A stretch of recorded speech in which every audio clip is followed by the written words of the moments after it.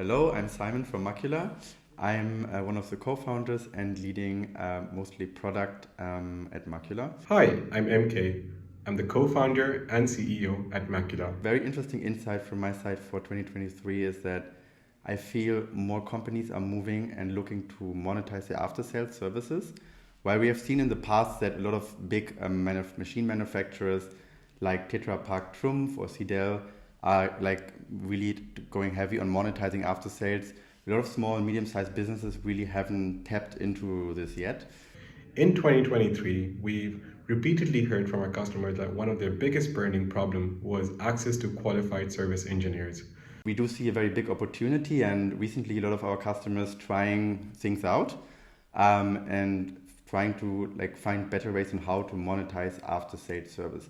With an aging workforce or engineers leaving their jobs, the information was leaving in their minds or private WhatsApp channels, which imposes a big challenge, not just for our customers, but also for their customers as well. Interesting fact is that while most of the revenue does come from selling the machine itself, most of the profit actually comes from after sales if you do it right.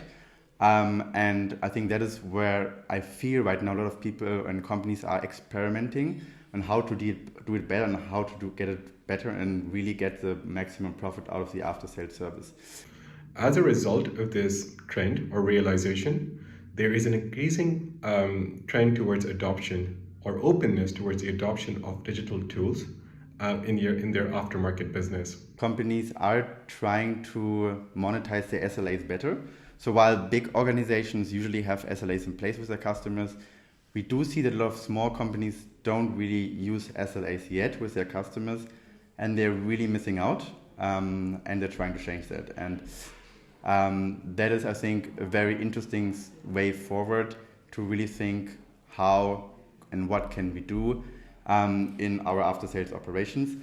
Another thing is that companies are actually trying to monetize digital tools. So up to today, most companies obviously sell machines and that's it. It's just capital expenditure and it's a machine being sold. But you can sell additional services with your machine, right? It can be service-based only.